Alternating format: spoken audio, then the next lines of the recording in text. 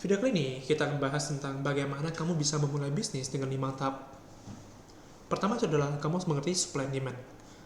Jadi secara fundamental, bisnis itu adalah menyediakan solusi bagi kebutuhan pasar. Seperti sekarang saya ada jualan online dan offline nih. Kalau untuk offline, saya jualnya adalah ATK, grocery and supply. Kalau untuk online, saya menjualnya perlengkapan rumah dan juga ada stationery juga.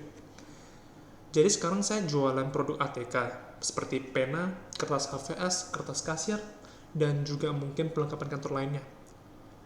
Demand-nya adalah para perusahaan-perusahaan seperti PT-CV, pabrik, ataupun yang lainnya. Mereka kan pasti membutuhkan apa? Pena, pensil, penghapus, Tipex, dan juga HVS. Jadi ada demand-nya.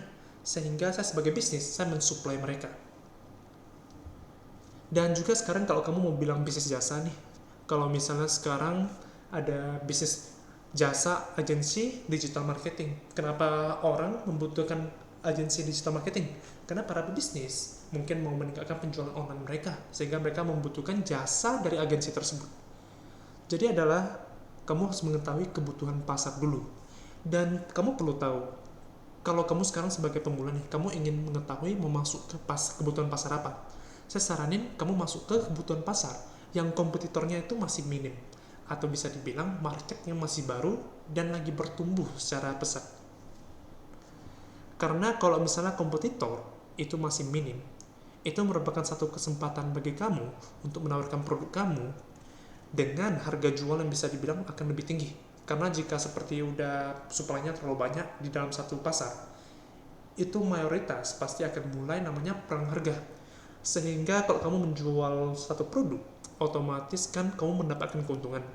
Kalau sekarang di pasaran yang sekarang saya mau jual, misalnya udah terlalu banyak suplainya, rata-rata kompetitor akan menggunakan teknik perang harga, sehingga akan menjatuhkan harga-harga jualnya, sehingga keuntungan margin produk akan semakin menipis juga. Itulah kesempatan kamu untuk cari kebutuhan pasar yang minim kompetitor dulu. Jadi kamu bisa menjual harga produk atau jasa dengan yang lebih tinggi. Kedua itu adalah kamu harus mengerti target konsumen kamu, ataupun target konsumen yang kamu mau bidik ataupun mau jual. Karena cara kamu menawarkan produk atau jasa kepada seperti pria atau wanita itu beda caranya, dan juga setiap usia itu akan beda. Seperti sekarang saya akan membuat satu tipe iklan, contoh saya menjual yang untuk online ya, perlengkapan kantor.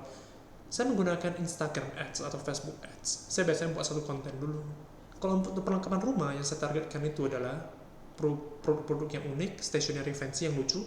Saya targetnya adalah ke wanita, dan juga usianya tuh biasa di sekitar umur 20-an sampai 30-an. Jadi untuk konten yang saya buat itu akan konten yang lebih lucu, unik gitu. Jadi saat saya melakukan iklan, kalau saya iklannya itu dinampak oleh mungkin yang wanita, target konsumen saya, kemungkinan mereka membeli produk saya akan jauh lebih tinggi. Tapi kalau iklan saya dilihat oleh pria, apalagi usianya udah tua, gak cocok, kemungkinan mereka membeli produk saya kan itu sangat minim, karena gak sesuai dengan apa yang kutawarkan dari iklan saya tersebut. Itu adalah secara singkat target konsumen. Nah, ketiga itu adalah kalau kamu sekarang udah tahu nih kebutuhan pasar apa yang kamu mau penuhi, dan juga kamu udah tahu target konsumen kamu cari cara untuk bisa membawa traffic. Traffic itu adalah pengunjung. Entah kamu sekarang bisnisnya offline ataupun online.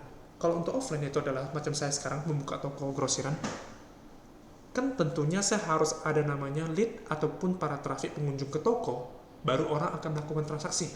Kalau misalnya sekarang orang nggak tahu ada keberadaan bisnis kamu nih, kamu mau kayak mana meyakinkan, ataupun lebih tepatnya adalah kalau orang nggak tahu ada keberadaan bisnis kamu, mereka mau bagaimana untuk membeli produk atau jasa kamu.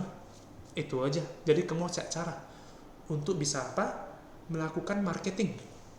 Misalnya kalau untuk offline nih, kamu bisa pergi memberi brosur, ataupun kalau misalnya online, biasanya adalah posting konten dan kamu menggunakan iklan melalui platform sosmed. Dan juga saya sendiri kalau di online, itu adalah saya menggunakan iklan dari marketplace tersebut. Jadi udah jelas ya. Jadi kamu harus mengerti namanya lead generation ataupun traffic generation. Kemudian keempat adalah sales conversion. Jadi untuk sales conversion ini ya, maksudnya adalah pengunjung udah datang ke toko kamu nih. Kamu bagaimana membuat para pengunjung menjadi customer, yaitu dalam membuat mereka bertransaksi. Kan mungkin aja nih orang datang kunjungi toko, tapi kan belum tentu mau beli. Kalau untuk bisnis offline, tentunya kamu harus mengerti cara menggunakan sales teknik, yaitu adalah cara melakukan penawaran produk. Kalau untuk online, kamu harus mengerti apa aja faktor konversi seseorang membeli toko online kamu. Dan itu setiap tipe bisnis, cara faktor konversi ini berbeda. Kalau untuk offline, saya akan lebih mengandalkan kemampuan saya untuk berbicara, ataupun di bagian customer service saya. Kalau untuk online, saya akan lebih mengandalkan tingkat optimasi produk. Itulah, setiap bisnis itu sebenarnya caranya, faktornya tuh beda banget. Sehingga kamu harus sesuaikan juga bisnis yang kamu itu cocoknya itu seperti apa. Kelima itu adalah pengelolaan keuangan. Jadi kalau untuk kamu mau mulai bisnis, tentunya adalah kamu harus bisa kelola uang, yaitu adalah kamu harus mempunyai satu laporan keuangan. Kalau untuk kamu masih awal, kamu harus mengelola arus kas kamu. Bisa secara simple, kamu bisa gunakan Excel aja. Kalau untuk saya pribadi, untuk bisnis yang misalnya online entitasnya, karena masih seginya tuh ruang lingkupnya masih agak kecil, saya menggunakan daily cash flow. Artinya saya mengelola merangkap arus kas setiap harinya. Misalnya hari ini kas masuk berapa, kas keluar berapa. Jadi saya mengetahui arus kas saya secara jelas. Tapi kalau untuk yang di bagian PT-nya, biasanya saya membuat laporan keuangan yang lebih lengkap, yaitu adalah laporan profit and loss, habis itu balance sheet juga, dan juga statement cash flow. Itu yang akan lebih dibutuhkan ketika kamu entitas perusahaannya itu lebih besar.